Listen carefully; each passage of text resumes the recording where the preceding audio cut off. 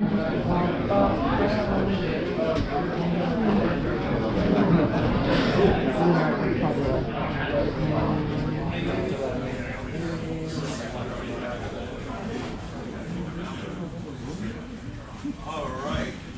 Good morning, everyone. It is such a pleasure to see everyone here.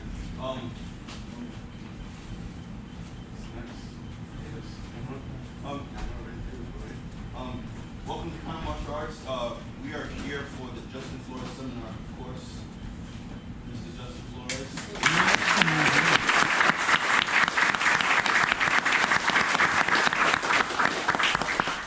When I first started doing judo, one of the very first things, and that's usually natural, when you fall in love with something, you tend to look for the people that are very great at their sport. And I remember as a young kid going to competitions nationally, I used to sit there and watch all these different fighters, and there was one name that always popped up, and it was always Justin. And to sit there and watch him evolve and put together such beautiful judo, it's I like to call it poetry in motion, or violence in motion. What can I say?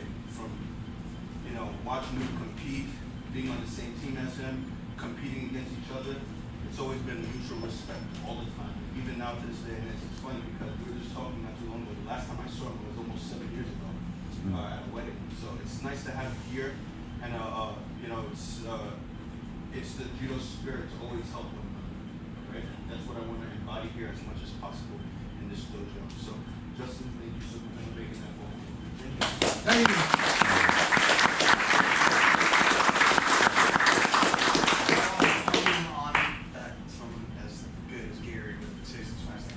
Because he knows, like all things, there's two sides. So, but I'm glad everyone came out. I know it's going to be a little interesting. I had knee surgery about 6.5 weeks ago, where I'm just on the mend, but I should be able to function adequately enough to hopefully get you signed with guys some new tools. But we'll keep it fun. Play a couple games to warm up. I know space is a little bit, we got to make sure that we're not running from one area to another area while we're doing our techniques. But yeah. Thank you all for coming out, and let's kind of get started. Just good? Great. All right, let's spread out someone your size and level. I know some of you probably know each other, and those new people maybe, but your size and level. Let's go.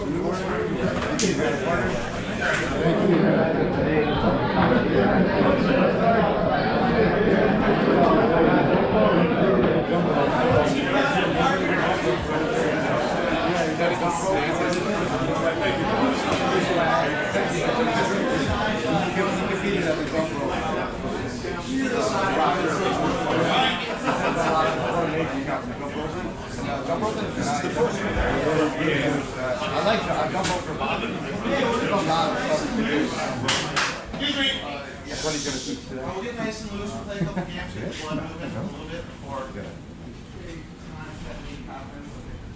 So just start where you kind of know yourself. I'm sure most of you do, like you're lefty or righty, and you kind of understand the principles of what that means. Like if I'm right-handed, my left foot should be the one I should balance my weight on for most techniques. Ashiwaza, Uchimata Pride, those kind of techniques where I should be able to function adequately on one foot. So in this game, my job, if you're a lefty, is to be your right foot, just to have it off the mat.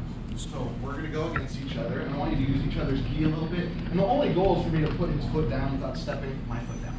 So I don't want any really big throws or pushing with your head down. Keeping your foot in front of you, using this as like a satellite, like a probe, rather than like kicking it with it. So if we're going, use the gi, pull, be able to snap and get his foot to touch. Right? If you're bent over with your foot behind you, it's easier to get snapped. So you want to be able to use this foot, to do Ashiwaza, and he should be doing the same to me. Like I should be able to like counter using the gi to make a hand or a foot touch the mat. So try and just take up one tatami if possible, rather than use the whole mat because you're just in the zone. Just kind of take it down a notch and turn your toe inwards. Keep your hands up like little T-Rex arms. Posture should be good rather than bent over with your foot behind you. And we'll just do little 30-second goes, okay? So know yourself. If you're a lefty, your right foot is on the mat. If you're righty, left foot operates together. You should have like strong footing to the ground, but not have to step your feet. So my goal here, both of our hands are at my shoulders. I want to make him take a step. I just want to. So if he hits my hands, and I don't step, and I hit, and we keep going, it's also a way to win. Is I don't want his hands.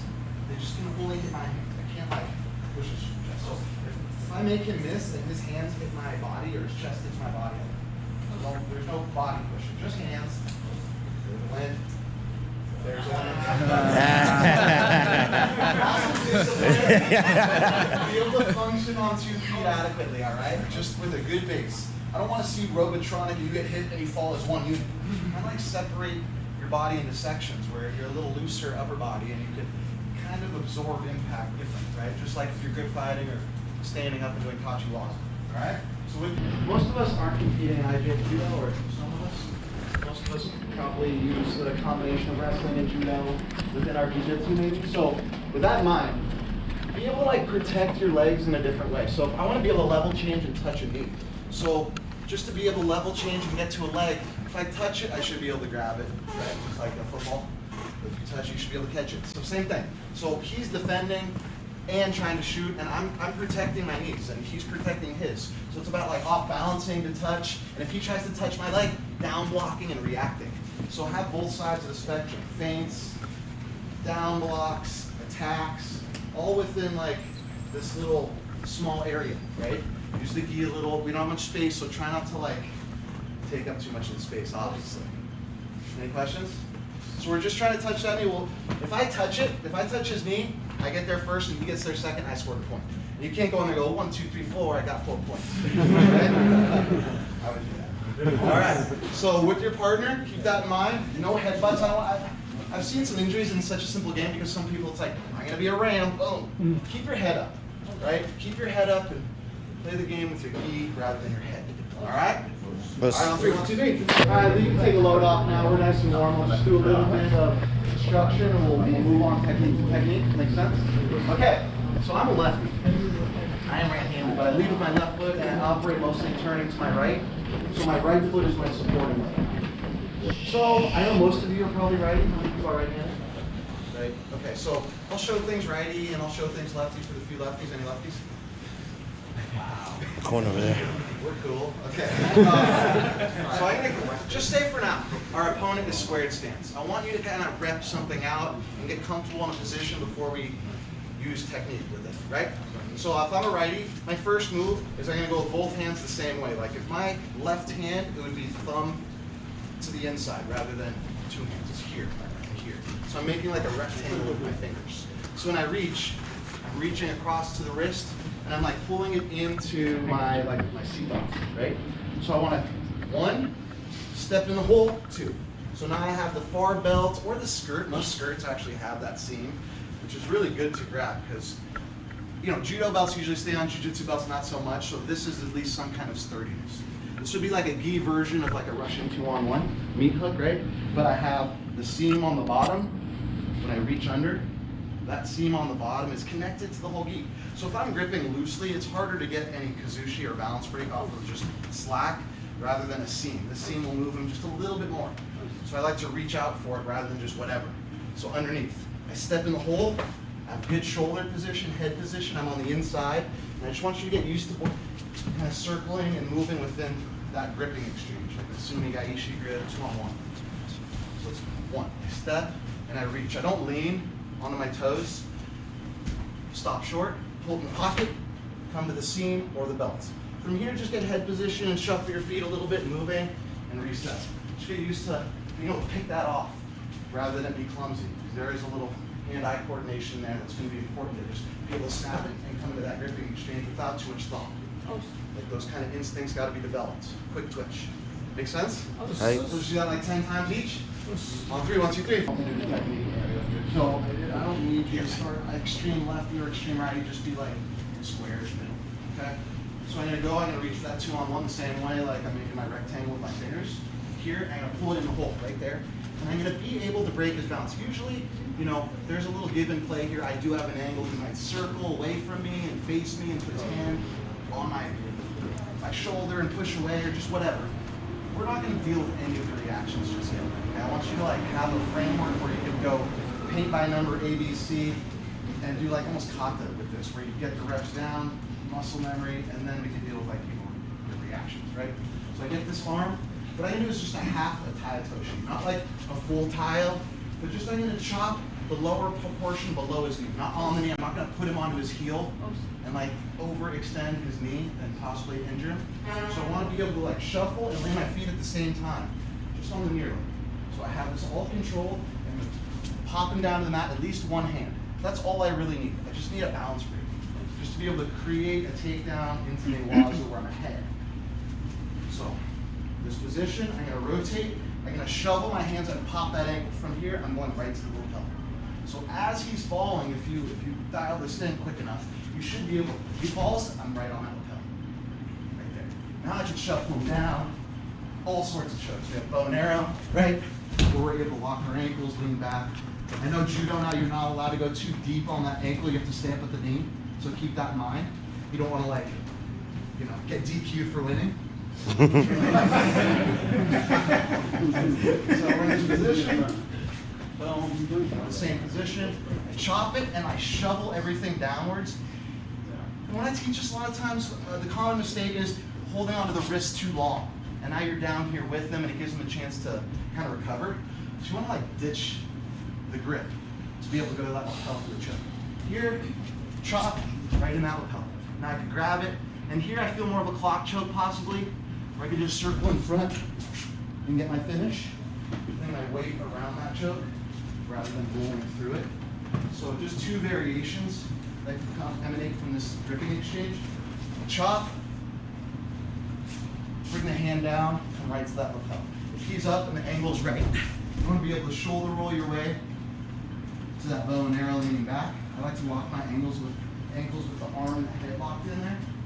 So make sure you just don't lock it without an arm, because I think that's also a DQ.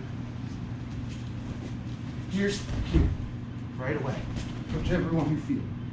So the knee rotating over that choke. So it's mostly hand-eye coordination.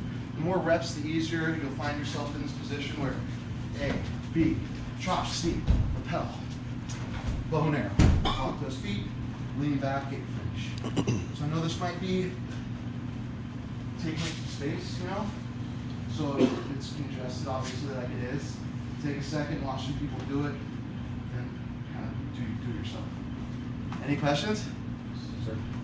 Yeah. How much shoulder pressure before you go into the tile? Or any? None? Yeah, a little bit. So that's a good question. You just don't want him to completely face you. So my shoulder should be right behind his to keep this angle alive, right? So if I'm too loose with it, he's just going to face me, right? So face me. It's like kind of hard to collapse that shoulder. But here, Okay. right? A little easier to chop. No. Just a nice little takedown to be able to like warm up still and feel this position and know that we don't have to throw. We can submit. We're good? Hey. All right, on three. 1, 2, 3. I figured with the amount of room and the big takedowns, I don't want any injuries. So these kind of little takedowns and this gripping exchange takes up a little bit of time. I just had knee surgery, like I said. So big dynamic throws and entanglements with my legs, and it's hard. But this gripping exchange is able to kind of neutralize a lot of that, where it almost becomes a little bit wrestlery, or I'm around the corner and I have control of you rather than, or even like gentlemen, and now I have to try and figure it out like a chess match. Right? Instead, it's all right. I have the angle. I'm in control. There's not much he can do. So with that in mind, let's do one more exchange where we transition to the ground from here, and then we'll kind of open up some takedowns from this position that are for scores onto the back. Okay. So in here, same deal. I have my grip, and we can use Uchimata or Taio, the same from this grip. It's not going to go to their back though. It's very difficult unless just superhuman strength. So I'm going to do my same chop, and now instead of going to the lapel, I'm just going to scoop this arm with my near leg. Okay. I could go for chokes and stuff here, but this is the arm that I want to compromise. Okay. So we'll do it again. Same thing. Right here into the hole. Now it's just a rotation, right? I don't want to start too deep, right? I want to kind of have some space so that I have momentum generated for my chop tie, right? Here, right? Now I can hook this arm freely. Depending on them, if they're limp, I'm just gonna like turn this into more of a straight arm bar. But if they're tight, like most people do, that kind of grab that leg of mine, I'm just gonna do an ukemi through my legs. So just do like a kind of a reverse omoplata. So instead of staying entangled with his head and his arm up here, I'm gonna switch things and just do a somersault rolling through, having my partner roll through with, and covering the front side. So grabbing the knee and covering the front side is really important, but first of all, I wanted to make sure you rolled correctly, because sometimes it's a weird one. I want to make sure everyone takes that kind of ukemi and shoulder rolls this, rather than fights it and their arm just goes like around in a circle. So that first one, just do slow and make sure the head is turned the correct way. Here. Now I'm handing this arm in between my legs and hooking with the far leg, not the near leg. Depending on them, which let's have most people have a sturdy arm, rather than like wacky, wavy, inflatable tube arm, right? The Zanuke. Because if they have that, that's just our easy finish, right? We're just gonna arch it out, put pressure on that elbow. But most people are a little stronger there, right? So what I'm gonna do is I'm gonna set up and face the same direction as my partner rather than cross body. And I'm gonna rotate through, covering his head, grabbing his knee if need be to kind of help it over, and get that roll. From here, I'm just gonna back pedal and get that sub, right? There is osteotomy here too, so you got your pin and you have your arm compromised. So 2 for 1. Okay, one more. So nice and slow to start with. You got my grip, kind of 2 on 1. Step in the hole, rotate, generate some momentum, swing, hook that arm. Now from here, let's be nice and strong and sturdy with that arm, because I don't want someone to roll too quick and dislocate that shoulder, right? So I'm gonna give up the upper body and my chokes and all that for a little quicker. Roll through. And if he doesn't roll, lock your legs, grab his knee, and push him over. You'll get enough leverage, okay? So instead of just like trying to roll harder and harder, grab that knee, figure 4 your legs, and use some leverage. And then back it off for the finish, behind you. Any questions? Would you mind just rotating so we can see how Sure, of the course. legs go? Yeah. So 2 on 1, pull into the pocket, chop the leg, hook the arm. Right here, I could, depending on how stiff this arm, if he's grabbing my leg, most people will, they're gonna feel like, okay, I could ride this out. That's a good time to roll, right? Instead of trying to like force this arm into a straight position, so instead face the same direction, and if they don't roll, grab this knee, lock your, and pull them over with you, right? And then walk that out backwards, getting your time. Make sense? Like jiu-jitsu or something, do you ever look for the tap from that position if they're not rolling as opposed to pulling them over you or just? Well, I think kind of one and the same. Like it's hard to tap someone inverted trying to roll. So I always try and get the full roll, and then I can get that arm worked further back, seated, and upside down, trying to rock it. Because usually, if they're strong, they'll roll as well, rather than give up the arm and then. So most people are pretty stiff, so stay stiff in there. Protect your shoulder. And roll. Rather than your arm just gets loose and. Here's some pops. So we're at the sunshine, right? Yes. So we're practicing things first. All right, on 3, 1, 2, 3. The young and confident Olympic medalist in maybe 92. So he's well past his prime. Maybe. I think I was a beginner. So no matter the level, there's always someone better. Same gripping exchange. Now we're gonna actually do a takedown. Okay. I think my knee's ready. So if everyone could get to a position like this. Can you get right here? Is this workable? As a righty, it'll be right leg straight, left knee bent, like a hurdler stretch a little bit, right? This position, getting your knee wide from, it should be close to your other knee. It should be kind of extended in a way where we could pop up technically. We should be able to second effort from here. So if we could do this position, we could do this takedown for sure. It's dependent on a few things, some variables, right? Okay, yeah, we're good? All right, so this kind of like sit out toxic aroma, or just call it like a lats dump, like one of the competitors that used to be really famous back in the 90s used to do. And, but it works well. So, same position, right? I'm in the same position, okay? It's hard to just sit right here and throw him back. I have to create some momentum, maybe Kazushi off balance where I could get him in a compromised position before I just try to move, right? Like most things. So I have the same grip. And what I'm gonna do to throw him is I'm not just gonna dump here. I'm gonna step, if you're a lefty, it's your left foot first. You're just gonna do a cross step. I'm sure I've seen, actually Gary does this really well, so. Cross stepping and rotating. Just to get him to trail and step. And that's like the sweet spot, right? I wanna be able to get that movement. 2 on 1, hold the hold. I cross step 1, 2. You see I'm facing him as it happens? It's like a 1 and a rotation. And during that rotation, I should be able to sit out. So during your little running man or Heisman or cross step, whatever, you should be changing your levels as it happens, rather than I'm way up here and I'm going to sit to my butt. So as you run, you should be changing levels. So it's a lot easier than just like plopping down with no momentum. So I have my same grip. What I'm going to do is I'm going to run straight in front, and as I rotate, I'm sitting. Same grip, my ear on his chest. I'm not ducking under an arm. So if he sprawled, his weight would be on top of me. I'm kind of like rotating him through like this, right? Rather than like ducking under the arm.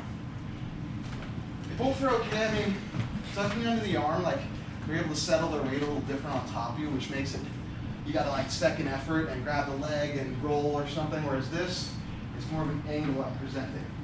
Here and here, right? So face me a little bit. Right here. I'm gonna run to create that. Do you see what just happened? When I stepped, that foot moved. Because if that foot is heavy, I can't just like sit to my butt and throw them over. I have to create a little circle, right? Make sense? So obviously I think it'd be much more dynamic if I had one more week for my knee, but I'll try righty. So now it's right, 2 on 1, pull into the pocket, come up. Now I'm running my right foot first. So as I run my right foot, I'm rotating my body. So it's 1, 2, 3. I'm not coming all the way underneath. And just ear to his chest and pec. And it shouldn't be like a big ukemi. It should be more of like they get crimped and they sit to their butt and roll to their back. That's it. No high amplitude. I kind of want to cut that out for today because space-wise. Here, right foot first in front. So he's facing me just a little bit, right? As a new guy, try not to get caught up like facing the same direction as your opponent or partner, because it just like isn't real. Like, okay, I'll take your back and whatever. So instead, just try and face a little bit. So A, B, perfect. 1, 2. Makes sense? So kind of skip in and rotate at the same time while you change your levels to a sit-out. Does that make sense? Yeah, any questions? As you're going, is your hand creeping over his shoulder? A little bit, yeah. When he faces me, I'm starting around here. When I cross step, for sure, I'm like now over the shoulder, closer to the neck. So you want to be a little loose. If you just frame him hard, it's going to be hard to get that rotation. So kind of stay a little loose with your body. Yeah. Are you trying to catch his foot with the palm of your foot, or are you trying to catch it with the back of your leg? I mean, I'm not worried about like ever making contact with this leg. I'm more worried about, I'm more interested in just getting my foot down on that rather than like an ashiwaza or like having really perfect proprioception to make a foot sweep happen. It's more like the momentum should do it. Any questions? All right, let's give it a shot. 3, 1, 2, 3. Okay, so as far as like questions, stuff in the gi, that it doesn't have to necessarily pertain to anything we just trained. Just because I want to kind of allow for that Q&A portion, and we're going to switch into no-gi mode pretty soon. So I wanted to, yeah. So the last drill that you showed, it's essentially like a sit-out sasai. Would you? I would relate it to more to Kataguruma than a sasai, where I'm getting position underneath like a sit-out fireman's without having to deal with the right portion. And there's other ways to do this. Like this is opposite sides a little bit. Yeah. If we're going to do this the same, like left versus, well, they'll go right versus right to my right. So I'm going to do the same gripping exchange, and now when I come over, a lot of times, what they'll do is their right hand will come over my shoulder, just right there. And as that happens, I make duck and sit out the same way. It's just like the fall as an uke isn't, it's like to the head sometimes. So you have to be aware of like, I got a somersault rather than a great fall rolling over my shoulder. So same side, I come with the same grip, he comes over my shoulder, and as that happens, it's like James Brown, right? I just got to break. So being able to sense when that hand comes high when they're compromised on the same side, not the opposite side. So if we're both righties, he's still fishing for that far side, right? And he's going to usually do that right side grip, and that's when I want to go. So that shows and illustrates a little bit better that it's a Kataguruma rather than a sasai. But now on opposite sides, there is a little bit of that, and I saw some people doing the takedown where it's a little more of like a Okiwaza sacrifice throw where you're falling and hopefully you can pull them down with you and steal the score instead of like getting based on momentum and the framework of the technique, right? Hey. Right? Like I didn't fall down and hold him and pull him to the mat. It was more of a rotation and a level change. So that's what we're aiming for. I'm just surprised I can do it right hand. Okay, any other questions? Yeah. Would this work with like a high collar to it? For sure. So opposite sides. So if we're opposite, he's a lefty, I'm a righty. And usually it takes them getting the inside ring. So they have the inside, I have the outside. This is a really good time to do it. Right here. So I'm going to do that same cross step to create a little bit of imbalance and make him step. Right before he steps is when I want to sit out. So a lot of times I'll check this grip. Because if he lets go of this grip, I'm kind of screwed. So kind of like, okay, it's stable. Right? Being able to do the same movement. From the high collar and the low. It's hard to get high on that. People will bail sometimes, so doing it low off the sleeve. So it's the same movement. Just running laterally, sitting out, rotating. Just a little different kind of perspective. Yeah. With the head positioning, am I really shoving my head You towards might his need to, chest? yeah, if they like have really good balance on one little toe, Yeah. you might need like that strong neck. You know? Yeah, so like when does this start where I'm gluing my head towards his chest? Right as I rotate facing when I'm away, one way, and right when I rotate, I should have my head on his chest, driving a little bit with my head, pulling my arms almost in a circular motion or a half a circle to get that Ukemi. Anything else? Yeah. Can you talk a little bit about, so the 2-on-1 that you're showing was mostly same side, like right versus right or something. If you're fighting right versus left, are you still, you're coming out same, like close near side for the 2-on-1? Exactly, yeah. It's the So same thing, right? lefty, righty. I mean, this is just one approach of getting it. A lot of times we're already like, our horns are locked. Like we have this and I want to get this. So the way I get this grip just differently than like catching it from the outside is I block the hand and kind of rotate just a little bit, just to pop that loop. So it's like, now I have that same grip. Whatever, like takedowns, right? So it's just from already acquired grips, inside, outside, classic, rather than, okay, I'm on the outside, I got that. A lot of times that's impossible, right? I gotta be able to like grip fight and do all the little things, so yeah, right here, like good grip. Peel it the right way and re-attack it, same kind of gripping exchange. So just figuring out different ways to get to the same grip. From the outside, yeah, you might be able to catch it. If you put your hand on it, like hard, you gotta be able to like force that grip too, right? So it's just seeing it from a lot of different places rather than just from the outside. Like, yeah, boom, might be able to catch it. But what if they really fast hands? I gotta be able to do something without like illegal grip rate, 2-on-1, right? So there's other ways, like shoulder shrugging, re-attacking to the belt. Any other questions? Key questions done? Excuse me, before we go on, feel free to ask him other questions. Yeah, anything. Because, Keyword related. you know, and even for me, I've also written down some questions myself. This is not just someone that has great technique, but he's also had a long journey in these sports, all right? In both wrestling, judo, jiu-jitsu. Ask him other questions, like, what number of surgery is this? 19 maybe. 19? What? 6 ACLs. So ask him about his adversity, see what he tells you.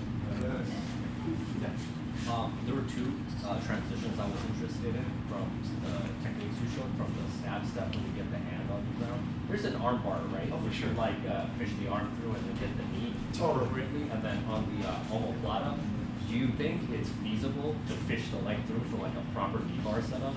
Maybe. I mean, I really am. Leg entanglements to me are like I'm finding my way out of them. Not into them. It's just the knee surgery thing. Now, if you Of course. put yourself in compromised positions by being in those entanglements, so I always thought it's smart to just find my way out of those and feel them before they happen. But yeah, on that like 2-on-1 grip exchange where you want to have an arm bar, it's a little bit circusy, and sure, yeah, there is a move there. It's just hard to pull off. Like, I'm gonna chop it, I'm gonna high leg over, and I'm gonna rotate, right, and sit back and kick him over with my inside foot, like kind of assuming. I mean, I'll show it. It's just one of those things that's like, it's a cool clinic move maybe, but it's it's hard to make it work and apply it in a real round where someone's good. It is. It's just that transition, their arm is just dangling for no reason, right? They're gonna protect that. But in a world where, you know, this technique is open, it's hard to do it from here. I wanna get perfectly perpendicular. I don't wanna be way over here. I wanna get over here and step all the way through and rotate. Get my foot to the inside, kick them over, and have my arm, right? I mean, if you do anything, if you practice anything enough and figure out your way through it, you can do it. It's just a difficult one, and I've tried that one plenty. So it's chopping, boom, stepping all the way through, sitting, kicking over, falling back into your jiu-jitsu topic. Which is a cool one, but maybe show it to your friends. But don't train. Not related to technique. Sure. What do you think is about the current roster of USA Judo? Do you think they're in a position to move up the rankings? I mean, there's always talent. Like the U.S. on a global scale probably has one of the top 10 under 16 teams just from a developmental standpoint. We lose them at a certain age, just like any quad. So it's like through all the noise of wrestling, jiu-jitsu, girls, whatever, there's no like secondary intermediate program which facilitates growth to that U23 phase, which is the most important. Yeah. Like you peak at like 24, 25. So. Like college judo would be the next step Of up. course, that would be amazing. And I mean, it's just not something that, I don't know, capitalism in America like pushes. So it's like a niche sport at this point. And I don't know what, I thought Ronda might have changed that landscape, but you know. Yeah, it's just hard. You know, I wish it was different. I really do. I had those battles within USA Judo to try and figure things out. And how do we, you know, for LA's an Olympics that we're hosting in 6 years. It'd be nice to have some medals, right? I mean, that would be amazing. Yeah. So, I don't know, it's a work in progress. You know, I'm talking to people and trying to figure things out. I also have 2 kids, so it's hard to like invest into something that's very difficult. You know, almost has to like, I hate to say it, just totally fail at a complete level and remove all the deck chairs and replace them almost. But I'm friends with all those people too, so it's hard. You know, it's just like, how do you change the culture? You know, like going to the Worlds and getting 1 win as a team sometimes it's just baffling. You know, it's hard. We should do it all together. Yeah, exactly. Everybody together. Definitely. Yeah. I think with the growth of jiu-jitsu, there is a little bit more interest in grappling in general at the grassroots level. So would that, you think, create the necessary amount of people to get engaged in the sport to bring it to? Good thing. I mean, it's a tough one. It's like a lot of jiu-jitsu culture in the U.S. facilitates judo within it, but it's not competitive. It's like for jiu-jitsu, judo for jiu-jitsu. Yeah. I think that has to change, and I just don't know how, because like, I don't know, jiu-jitsu's on our street money. They branded well. Yeah. And I know some of the reasons why they branded well. I've cornered with some of the family members of the people who brought jiu-jitsu to the U.S. And had long discussions with them about it, cultural appropriation and whatnot. But yeah, I don't know what we're going to do as a sport in the U.S. In the world, they're doing fine. Judo's doing fine. Yeah. Yeah. In a typical week, how do you portion your time with regard to judo, jiu-jitsu, wrestling? Yeah, so on that, like 6, 7 hours a day.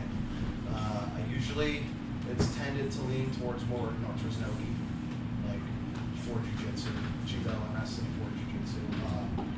Most I spend my time, I have about 15 to 20 clients I do privates with, most of them fighters. And then I teach 4 classes a week at Legion, American Jiu-Jitsu, and then at Alliance. So I'm trying to mix it up with a lot of MMA fighters, Jiu-Jitsu, and then Judo. I have a class at Studio 540 to teach. So pretty well-rounded weeks. Depends on if people are in fight camp and what I gotta like put most of my attention towards. But yeah, I try and keep it in all the disciplines. So I like to take on clients that are a mixed bag. I'm only judo, we're only jiu-jitsu, we're only wrestling, we're only MMA. So it keeps me learning too. Like I always have to evolve within that if it's always changing. 10 years ago I wouldn't be able to do it because I have a lot of gaps and holes. And Gary actually helped me fill a lot of those holes. He invited me to Enzo's and his brother 10, 12 years ago. I'm sorry. They both invited me over and man, it changed my life to a degree where I'm like, oh, I can do this in my 30s and still function adequately with like competitive nature and safe. Where judo sometimes, after the Olympic thing, as an athlete, it's kind of like where do you go next? Or jiu-jitsu has a little bit more of a culture that benefits everyone because it's just, I gets a little easier on your body. Like, With all those injuries, what's your physical prep work look like when you're not on the mat itself, teaching, coaching, stuff? Yeah. To keep everything working properly? Yeah. Because I've had 3 shoulder surgeries and herniated discs and all that, so like, Yeah, it's self-investment. I invest. I do physical therapy every day. yeah. I have a sauna at home. I have a cold roof at home. I've taken stem cells in 7 parts of my body. PRP at least 12 times in different parts of my body. You said judo would be fun. You never said that. And then you wake up and you're like, why do I hurt more when I wake up? Yeah, so it's a struggle. I stretch, I do yoga, I got one of those bikes for the garage, You assault bike or Peloton. I got it for my wife for her birthday, but Happy birthday. You saw the commercial, huh? because it's still competitive. I mean, like, you're on a leaderboard, it's like, I can be number 1. So there's like 400,000 people in front of you, it's like, you won't be number 1. Just curious, kind of open-ended question, but you've competed at a very high level and you coach champions in like many different parts, whether judo, jiu-jitsu, UFC, and all that. What are some of the learnings you had from like when you were a competitor to the time when you transitioned to being a coach and helping others coach champions? Like, I guess some good learnings and finding in terms of common threads that help them be successful. I mean, I think my style evolved in judo and wrestling to like make way for my injuries. So I became pretty well-rounded. At different times in my career, I was a different player.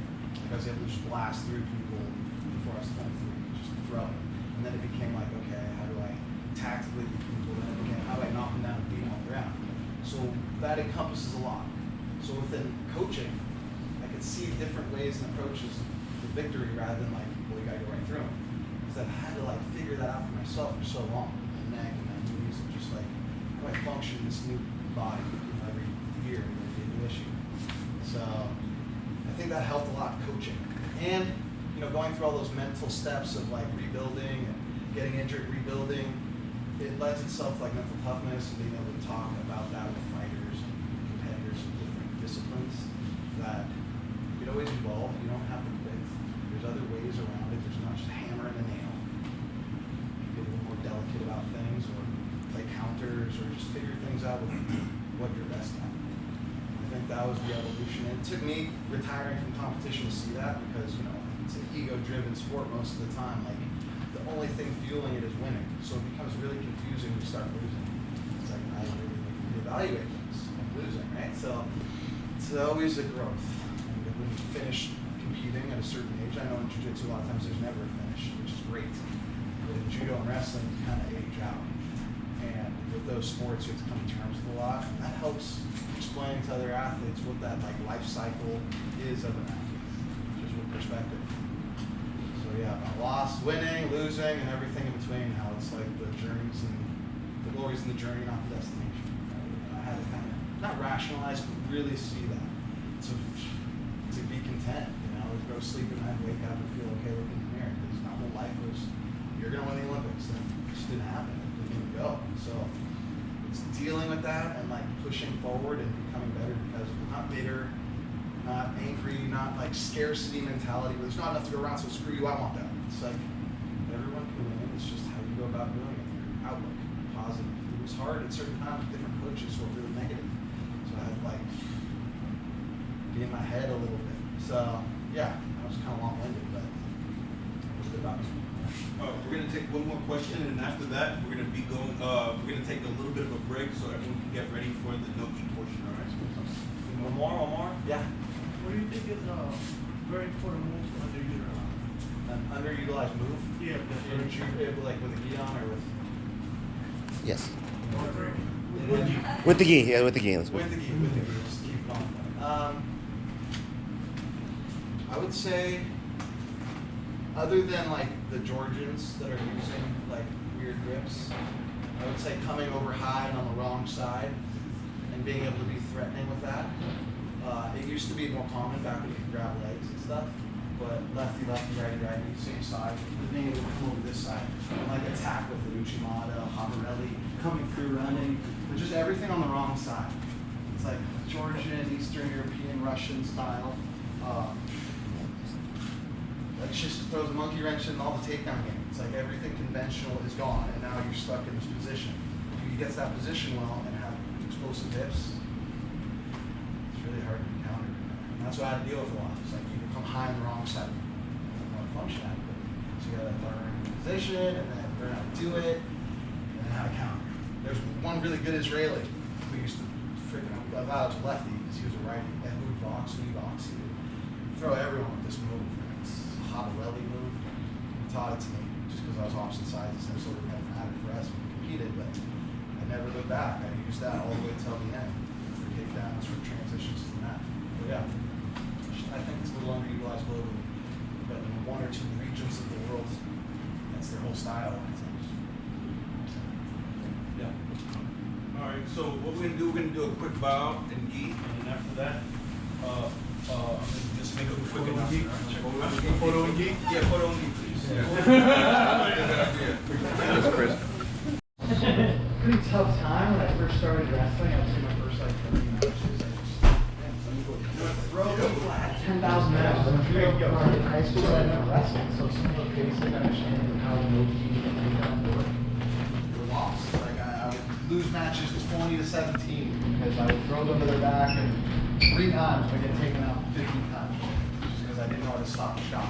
So a lot of it's relative. Like for jiu-jitsu, you're not going to worry as much about just the straight shots. You're going to worry about like different kinds of takedowns. But I want to get you guys understanding like what tie-ups work best for you. Like instead of like being random and going from move to move with no sense of like understanding of okay, let's play a game of chess rather than like being random because that's really tiring. Like faking, snapping, pummeling, all that together. Yes, once you get to like an expert level, it makes sense together, and it's probably kind of low energy because you're just going off of what they do. But if we want to just like understand how to like okay, the no gi thing versus the gi thing, overhook, right? Lefty versus righty, underhook, lefty versus righty. So we're just going to do that. We're going to move around in opposites for the first, and then we're going to move around where we're pummeled in the same. And how do we function? Pummel-wise, balance break-wise, how do we get to our takedowns? Using our hips and feet rather than just like shooting in on the legs, which, you know, there's some younger people here, but I think in the long run, the leg attacks and shots and level changes are just harder on your body, so your journey and grappling is going to be shorter. Just on your neck and your shoulder. So understanding how to use your feet, be efficient, time things, is like the long play for takedowns with no gi rather than like, I'm going to shoot on his legs and I'll get it taken out. But in the process, I'm going to hit my ear on his hip, I'm going to poke in the eye, and he's going to sprawl my shoulders, he's going to push my head down, all these things that in high school wrestling when you're 15, 16, 17, 18, it's fun. You're made of pliable, you're made of like rubber bands. And then all of us are in our 40s, so we'll talk about ourselves. With that being said, let's start with our normal pump work, okay? Just over and under, right? This is a righty underhook. My right underhook, my right foot is forward. We switch and we pummel. My left foot is forward, our left underhook. Left. So my techniques emanate from Soto, Sasai, I step and pull Uchi, all these different techniques from here, okay? Rather than lefty versus right, which aren't the same techniques, right? So we'll start with 1 minute. One person is leading, okay? And I think we should separate the room in a half maybe, where half the people are just on the side and then the other half, because I want to see what I see. So we're here, I'm gonna go for a minute. I want to be able to break his balance, being able to do different things, right? There we go. Like being able to move and have a partner who understands how to move with you. I just want to see, because sometimes it's hard. There's like, it's hard to like fuse techniques to movement, and that's that's the important part. If we're standing still, I don't know it's hard to take people down or break their balance. So I want to see the way you move, whether you're cross-stepping, whether you're sliding and skipping, whether you're rolling your head under, looking for different takedowns. I want to see for a minute each, and then I can kind of dictate where we go from there. Make sense? So let's get like half the room kind of off for about 3 minutes, and then the other half on. Just 1 minute, short person leads the dance. Mirror. That was us being a mirror. We're either righties or we're lefties together. And one side is more dominant than the other, right? If I'm here, I'm a righty. Right? I'll use my right leg, 2 different takedowns, right? You just gotta find the off balance. So it's usually connected to when your moves together. Rather than like, I'm gonna blast through that one explosive thing that may be detrimental to both of you because of injuries. Because it's so explosive, right? And then no gi, sometimes that's not the answer. just because of how scrambles occur from a lot of energy and a big throw. A lot of times you get re-rolled and get your back taken or get rolled up on top of because the throw is almost too good, which takes away a lot of like the aesthetic beauty of judo when it's used for no-gi or in even jiu-jitsu, where that like release of all that explosive energy you can't just keep coming out. You have to like stick the landing on top for control purposes. And resting. So that being said, now we're gonna go lefty versus righty, right?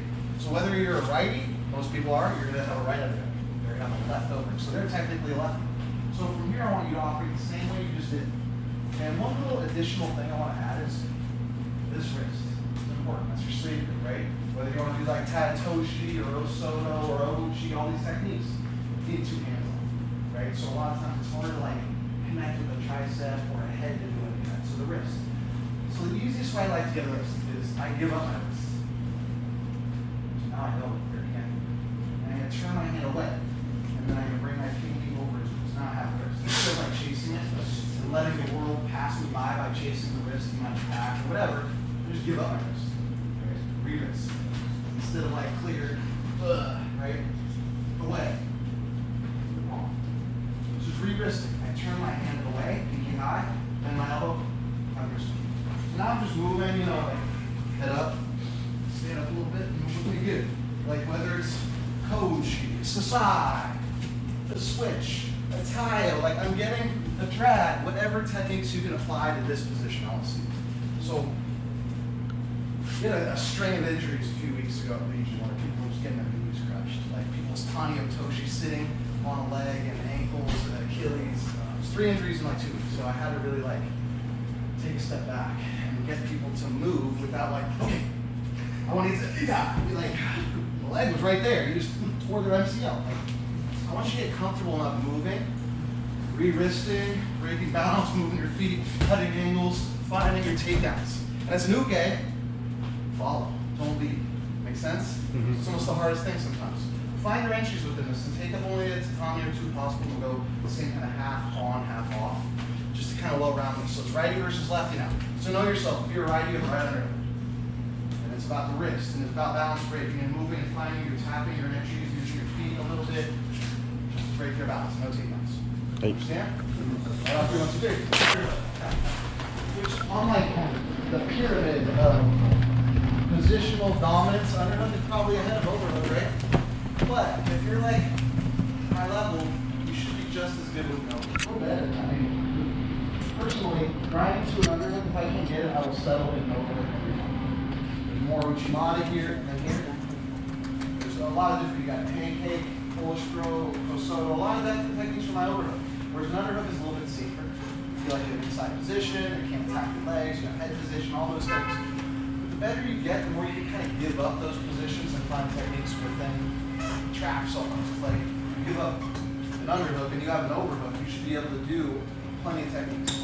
You have to have good defense first because they can attack your legs, because they have the under position, they can shoot. There's a lot of things you have to keep in mind. So having 2 hands on your partner is really important, rather than just being like one hand laser person, like getting to the wrist, getting to the head, using the second hand to like frame up and find your openers. But wrist control. If you re-wrist, like give up your wrist, re-wrist, right? Be able to pull, be able to push, be able to circle, be able to find entries. You can stand up, right? Face me a little bit and just find like a rhythm. Just relax to where there's openings and you're finding maybe something that works for you as like a team, right? Overhook.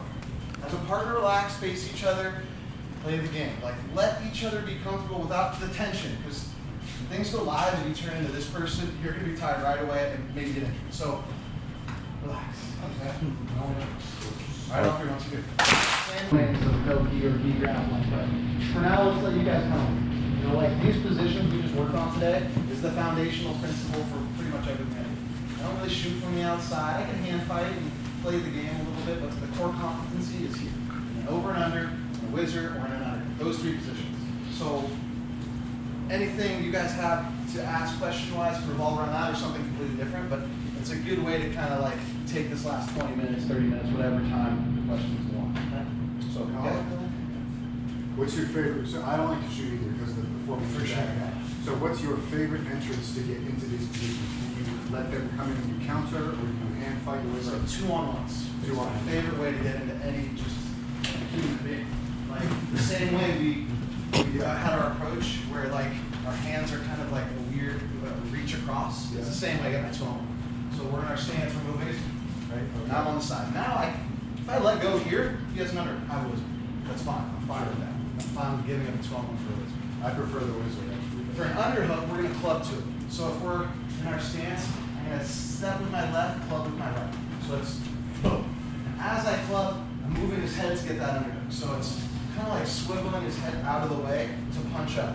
So it's almost a straight line through. I taught this last night too. It's my old wrestling teammate, Ryan Snyder, Nebraska, who's now the assistant coach for 15 years. Called it the truffle shuffle because you just like walk through the people doing this movement. Like in the stances, A, B, C, you know, like underhook, club, head, all that involved. So A, B, C. You just walk. Right? Okay. So he's tight in stance, maybe club, step, just tie it over, whatever technique from there. So 2-on-1, whizzer underhook. My 2-on-1 a lot of times isn't just like here, I'll give up wrist control, give it 2-on-1, like with this hand. Like, yeah. Like, that's like maybe one of my main ways into a human. It's like I'll just give up my wrist, pull through, find my 2-on-1. Now this 2-on-1 also leads to my, so just little shortcuts into positions is sometimes all you need, right? It's hard to get to there. How do I get there? Oh, now I can use technique. So I'm like shorter. Underhooks. Like for I'll make the overhook work. I mean, you can if you're shorter, or if you just are so comfortable with your hips and you know one of those trick shoulders, you know, like you're always being over a taller person, which I am. I'm short, and I would almost rather settle on top rather than like fight for all this and then. Man, so underhooks are great, but it's a lot of work to get there, keep that position. People are going to want to bail too. You get an underhook, they're like, wait a second, I'm not safe. But for team underhook, you're stepping the hole and getting to this level. It's your best bet. It's like being able to use your hips and feet from here, lifting, enough of it, locking your horns in a way where you have stability on the top. Right here, shoulder, far shoulder, love angle, goes right. Yeah. Yeah, so when I used to wrestle, everything went down to the legs. Yeah. How long did it take you to make an adjustment? Like 30 matches, so yeah, it took like my freshman season. Then after that, you know, the trial and error and learning about myself and understanding like leg attacks, it's like the only way through, you know. I could give you some pointers, but you have to like feel it and understand it. Okay, what are my strengths? You might be super flexible, you might be really strong, you might have agility and cardio, so you create scrambles. But all those work into your own kind of like concoction, how you deal with that. I mean, we could go into a couple things, like if they get in on my legs, how do I use judo, right? Like, how do I use uchimata, sumigaishi, raigoshi, kawazugake, all these techniques to counter leg attacks. Which just takes time, discipline to focus on this. Where he has a leg, right? This is half of judo, right here. Because now our horns are locked, it's good. So we have uchimata, we have sumigaishi, we have kawazugake. It's hard to get your leg out to do Harai sometimes, but from here. So I'll show all three. So I would say for sumigaishi, my free hand wants to go to the far wrist. Not the arm, not the head, but this far wrist to kind of marry him to my leg. Rather than if I drop to my back, he puts this arm out, now I'm stuck on my back, right? So I trap him to me and marry him to me. So it's nice and easy, because this will be my first on this knee. I hop in and I face him. I don't want to sit on his knee. I've seen plenty of sumis where someone sits on a knee. I have a real sympathy for knee injuries. You can see them everywhere. They've all happened to me. So I'm going to sit and I'm going to rotate, bring my head underneath. I don't want to fall pulling his head onto my face. That's terrible. So I got to like change levels and rotate, keep him over. Right? So this is really important. If I would just throw him, try and throw him and fall down, he'll base out and I'll end up underneath. So it's almost like a trap, right? Abdominal act one. Oh. Right. So holding on to that wrist. Now uchimata, my goal, Nogi, isn't to throw on his back. And if I do, I might get rolled. So when I throw someone uchimata with a single, I just pull once. I don't hold on to this side. If I hold on for life on this side, I'll probably get rerolled. So it's a quick pull. And I rotate and then I ditch it. So he took a nice ball. Most times people just place their hand on that, right? So I'll pull onto this once, I'll throw that Uchimata, and then exactly. Now, kind of basic wrestling fundamental win, not judo. Me throwing them might work, it'll end up in half guard, and it gets complicated, which of course there's ways to neutralize, but the easiest way is I pull this whizzer up, he puts his hand on that, I hip heist to a front headlock. This leg that's in the air, he shoots forward, I lean back, and I rotate through to my front headlock. Now I have front chokes, takedowns to go take back, transitions to just put it in a compromised position, right? So that Uchimata is like a pendulum. It's back, forward, 1, 2. So that hip heist that some of you wrestle maybe, where you're able to kick your leg and rotate really quickly, that's all I'm doing. So I'm kicking my leg up, making sure he puts his hand on that, then I'm kicking out and rotating to my front headlock. And however I find my takedown, it's the back, right? That front headlock is a position where you could train someone way bigger than them, or just more athletic and younger. You could get them compromising underneath you. Slow them down, get your weight on them a little bit. So that Uchimata turns into more of a wrestling position. I slammed you on your back, but I ended up on bottom. The dark side of judo. What are the foot movements that you're doing to get Brian to walk when you're in over or under? To just get him to step. Just to get him to step. Sure, we did a little bit of it today. That cross step is like my favorite, where I'll just like run at an angle and make him chase me. Rather than like pulling and dragging, it's a little more dynamic, like turning my feet, my hips to find like, I don't know, like where his inconsistencies are, where he might be, I don't know, find just weaknesses, you know, using my feet to do little stickers and see how he reacts. If he lifts his knee and puts it back, or if he hangs with me, or if he doubles down to the mat, all those little things create like steps. And those steps are just one more opportunity to attack, right? A lot of times I'll use this sticker to just throw to like find the next attack, rather than like, I'm gonna throw you with this thing, which is very hard. It's just making steps happen so I feel an opening, and that opening is taken advantage of with 10,000 hours of reps and different takedowns. Yeah, that's it. Especially because a lot of people are coming from the knee background and then they're doing the underhook. Do you try to connect your hands to try to get more of the throws? Of course. Sure. So this underhook versus like a body lock. Right? Body locks are amazing. Like being able to get my hands locked and then use my hips, either like reverse Uchimata, Ushiro Doshi, Toe Soto, Toe Uchi. All these techniques are great. If you don't feel comfortable in a double underhook body lock, like if you have to waddle like a duck because you're scared to step on their feet and if we look down, none of these techniques are gonna work. So it's like getting comfortable, like getting into a body lock and using your hips. You see how I have one foot in front of me? I'm not looking down, my hips lead the dance. That's scary for people. People are gonna want to melt, bail. And that's what leads to a lot of takedowns, not throws, but just like that butt going back so much that I pull that shoulder and I'm back to my front headlock.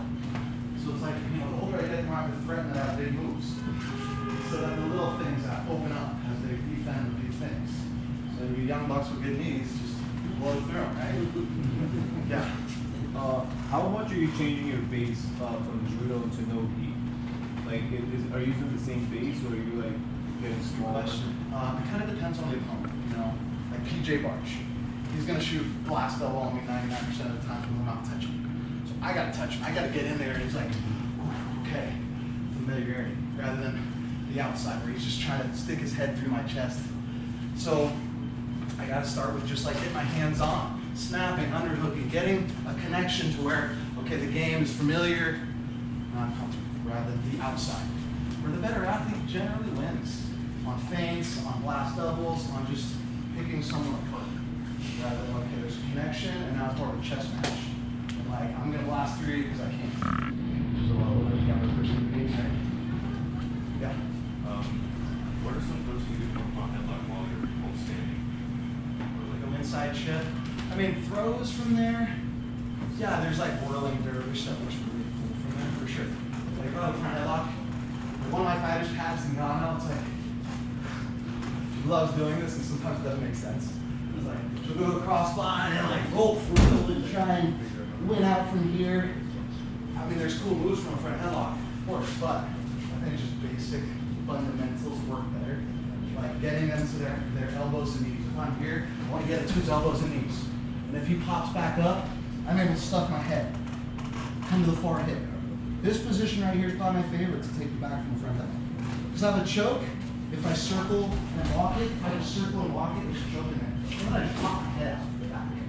So it's like a modified choke, front choke, ducking your head, coming to the far hip, and kind of running your feet. Right? It's a lot of pressure, right? Matt used. Yeah, all man, right? Yeah, that was more of like a squeeze. And this one's more like I'm clocking around you, like a clock choke, but on the front headlock. It's a good one. Throws from the front headlock. You go inside trip. I've seen cool things throughout the years, but nothing that really stood for me. So it's a hard one. Yeah. You're fighting someone who's like knows your judo background, you guard, pull around, you like recommendations on positional, like advantage you can take early on to make sure that. Sure. I'll show the one guard pass that works one side. Okay. So whatever I do up here, the guard will. Okay. So there's like a system. Swing to the head is like a very functional folk style defense when someone has your back. Even from a crackdown, like the synthesis where I kind of came up with this is from like a high C crackdown. In high level wrestling, they'll block my elbow. With your right hand, block my left elbow. So I can't cut across to a belt. I do shoot. I can't like wrestle up. So I have to do a crackdown. So I rotate my body, I sit into his butt, and I'm here. From this position, I can sit into it, almost his guard, and swing to the head. When I swing to the head, I rotate my head to the far armpit, putting him on his back, looking for different finishes, right? So within that little movement is guard pass. So if someone just sits, right, go to the foot. From here, I'm slicing through and sitting over this ankle. So he could lock his hands. I just can't let this foot come in and him pull me over to that hip. If I'm good on this side, I'm good. Swim to the head. Right? Even if he tries to hug and do all these things, I'll be safe. Swim to the head, rotate. Right? So he's playing that crackdown position, right? Like if I were to do a switch or a grand. I've been telling you, the boy's slick. The boy's slick. I told you that. So from Get your bottom money position, worth. like if I were to do a short sit or a switch, and they sit with me like a crab ride, I don't know if you guys are familiar with this position. If I do a switch, and I reach in the hole, and he, as I come up, he sits his left leg here, right? And we're in this position, right? So he has my back in the crab ride. That wasn't the slickest way to demonstrate it, but we end up here. Same thing. Grab the feet, break that lock, come to the head. So I can't like neglect these legs, especially in jiu-jitsu or MMA. I can't let these hooks get in. I gotta address it, get it out. I like to grab the feet from the inside, split them, sag, break that lock. That's the head, right? So from the seatbelt, same thing. So if it goes up the depth chart of like the hooks are in there. So it's the same thing. The side that do you see how? So keep that lock. Try and get the hooks in. Right? It's the same thing. I sag away to create enough space to rotate my arm through. So that's all the same system. It's just applying it to a guard puller or a back tape or a scramble. So from here, I pull out the leg, straighten it. Now I come deep in it as I sit out. It's right above that ankle. If I'm not above that ankle, I'm kind of in trouble. So I got time that. Forearm, instead of this, don't do this. Right? This could be carries. So here. Swing your head through. A lot of times I like to try and get this arm together with the head. Right? Make sense? Alright, that was to a guard for it. Yeah. Are there any judo throws or moves that you feel translate particularly well to no-gi, or is that usually not? I've been playing a lot with Sode, and I always used it from 2-on-1. Like being able to get my 2-on-1. The best reaction for this is trying to get his hands in the mat. If I put his hand on the mat, there's a takedown there, just a back take. Like if I put his, like drag, right? A lot of times I put that hand in the mat and they stiffen their back, and that's the opening for Sode, so you come goes right? So if I put his hand on the mat, he pops up, right? Now I'm using his arm in like a 2007 style finish, maybe. Judo, before it's illegal. So I have my 2-on-1. come to the floor with it, I lift it, fit my hips in to the leg. So not rolling with them, kind of basing out on top is a good finish there. But nonetheless, that 2-on-1, get my hips in, kind of like Martin Cynthia style, so much you get touch with.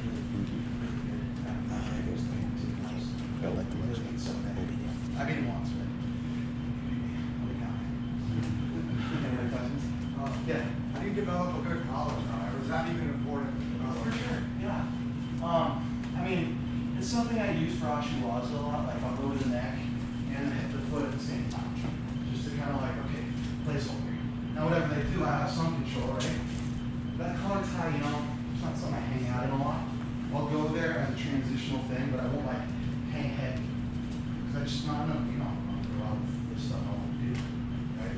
So, people collar tie me though, it's a different story. It's my way into an under. Collar tie me is my way into my 2-on-1. Right? There's openings from them doing a basic thing. So I'd rather have some collar tie me than shoot box those. At least they're saying they want to lock corners a little bit, right?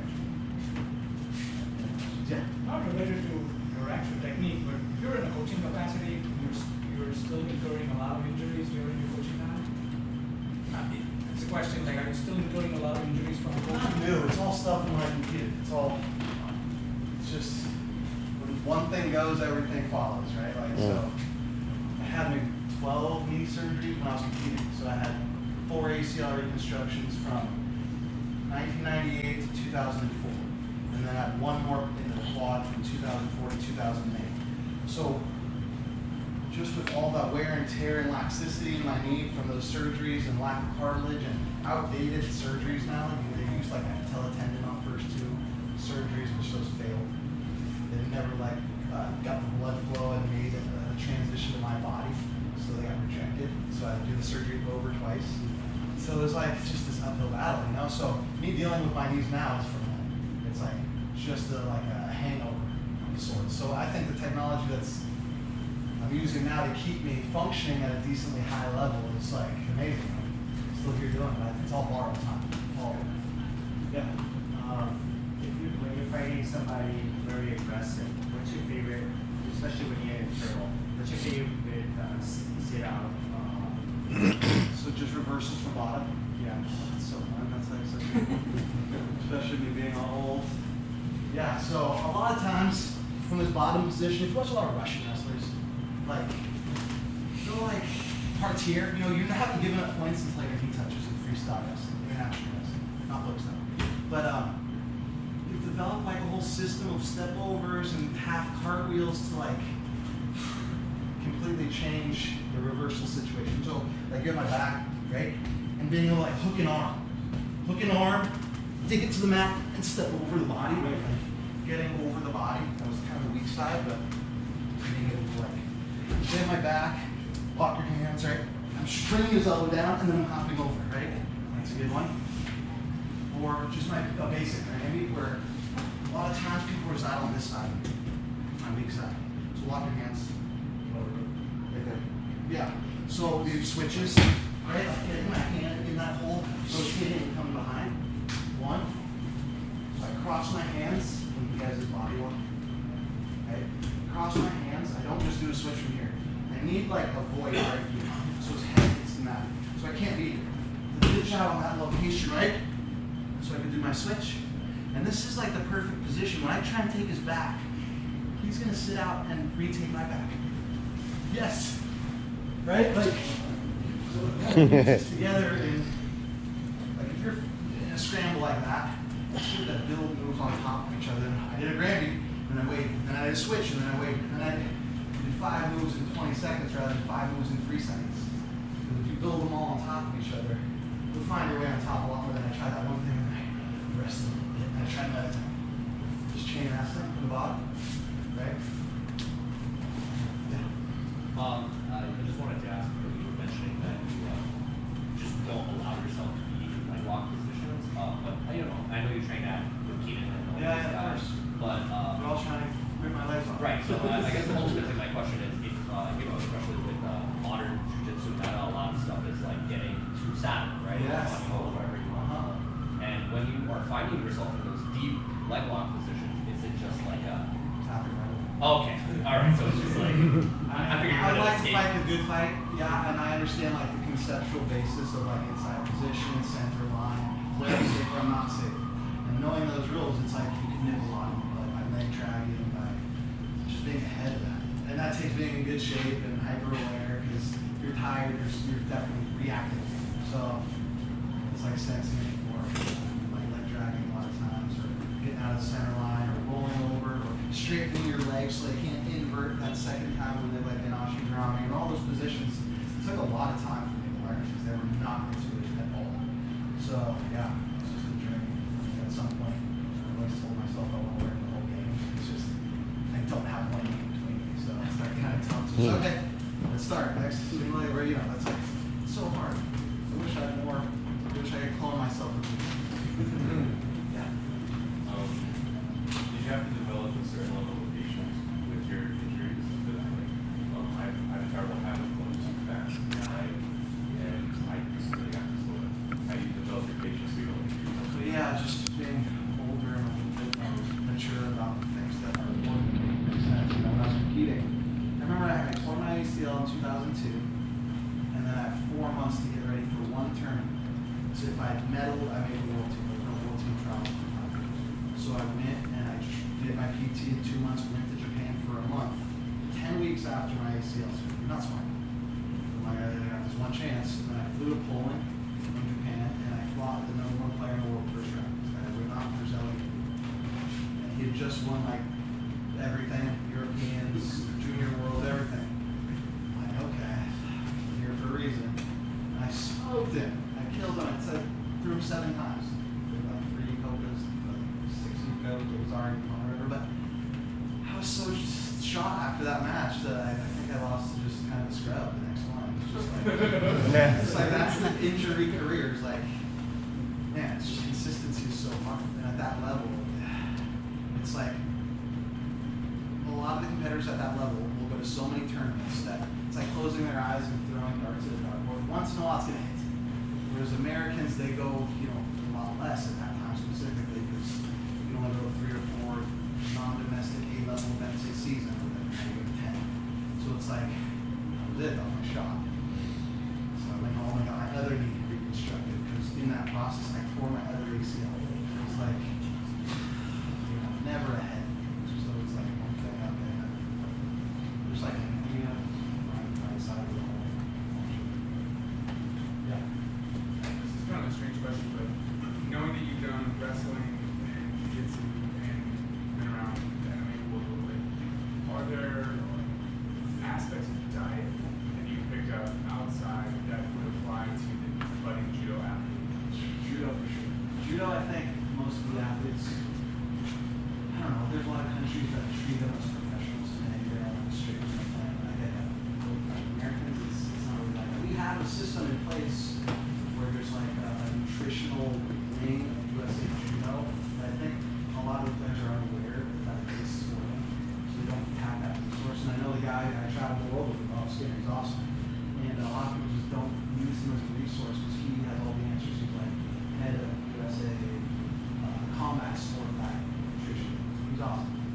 But a lot of people just wing it, you know, it's very detrimental, you know, like to your just overall health, but your budding competition and ego. There's a lot of those matches just like I have a little funny story. So this is between everyone and me, right? So I competed in Bulgaria once, and I was like 5 kilos over the day before.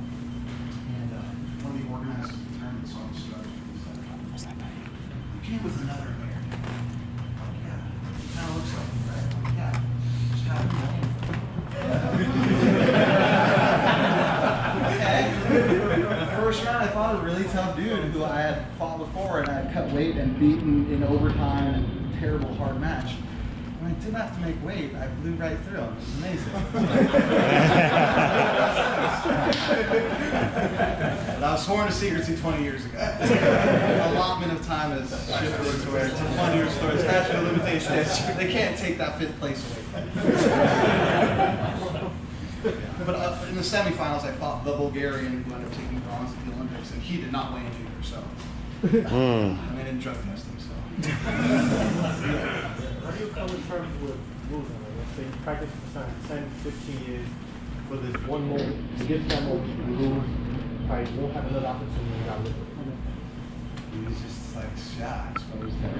Yeah. So, I mean, it's not a negative thing. It's just it's reality, right? Like, I think the difference between like these amateur sports that are even Olympic and professional sports like MMA, jiu-jitsu to some degree is professional. If you're injured, you call the organizer, you tell them, and they move it. Whereas like judo and wrestling, there's a season, or there's a fixed date on the Olympics or the world. It's like, when you gotta function, you gotta get to the mat. You gotta do what you do no matter what. So that's a big difference. Whether you're a fighter or a jiu-jitsu competitor who has a match on WNL or whatever, you'd be like, hey, can we move this to the next one? Sure. Or like works around and caters towards you to make it the best of you rather than like, hey, the Olympics are July 28th. Be ready or whatever, determined. So it's kind of difficult to like sometimes find confidence when you know you can't function, but there's a date you gotta meet. So that would be the big difference, I would say, like between the amateurism and professionalism of combat athletes. It's like sometimes you just gotta like you gotta rationalize it. Everyone's messed up, so I'll be fine. Instead of like I am the best I can be at this moment. Sometimes you have to trick yourself into that thinking. You know? And I think when you're younger, you're able to kind of delude yourself into that, like being ignorant, naive, whatever. To being able to just make yourself believe lies. That was half of my camps when I was in my teens, which was like I'm better. And that changed quickly. So yeah. Any other questions? One last question after that. Yeah. It was a little bit different. How do you stop the butterfly guard? Stop butterfly guard? Yeah. Leg weave, upper body pummels, frame the head. Yeah, I mean, mostly pummeling, like mule kicking is probably the best way. Like a mule kick, right? Just like kicking behind you as far hard as you can and weaving your leg to the inside or outside. Yeah. My brother was always a butterfly guard guy, even in judo. My whole life was like, how do I defend this? Yeah, I'm having a problem right now, actually. Yeah, my brother would go like over and under, like to the belt. Very kind of a Japanese turnover, and roll it or pummel under it. So half my like upbringing was like heel kick. And if he's on underneath butterfly and pummels, being able to like heel kick. Thank you. The easiest way to do it. So everyone, thank you again for taking part in this seminar. Fantastic seminar. Like I thought. I know it was going to be good. And I'll always leave this message with you as much as possible. Whenever we do seminars here, don't just let that good information go. You know, sometimes we pay our money and okay, oh, that was a good seminar, and then you'll never use any of the information that you just learned. And you wasted it. This right here, you got your money's worth. I know I did. All right, so please, when you get an opportunity, that's your moment to sit there and say, okay, you know what? I picked this up from the Justin Flores seminar. I'm going to drill this for the next month or two. All right, and make sure you use those techniques to be able to become a staple in your game. And then like what I always say, this is not the room that I want the person that's going to come in here and say, I want to become a champion. I want the room that's going to say, I want the person that's going to walk in here and say, you know what? How can I become better and then make the next person better?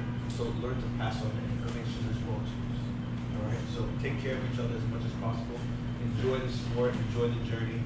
And you hear the adversity that he's gone through, but you also hear the triumph and the achievements that he's been able to accomplish along the way, and how he helps people now. So some of those people, from Ronda Rousey, who has a ton of world title fights and won, and to the most recent BJ Barch, who just finished placing at the ADCC. This took years and years of knowledge and ups and downs to be able to pass that information to hopefully help someone else get to levels that we weren't able to achieve as well too. So that's the goal, to be able to pass on that information as much as possible. So everyone, thank you again, but don't let that good information go. Hold on to it nice and tight and pass it on to someone else.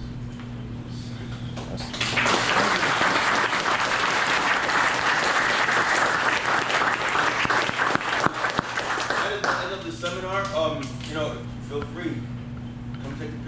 You might not get this next chance again, ladies.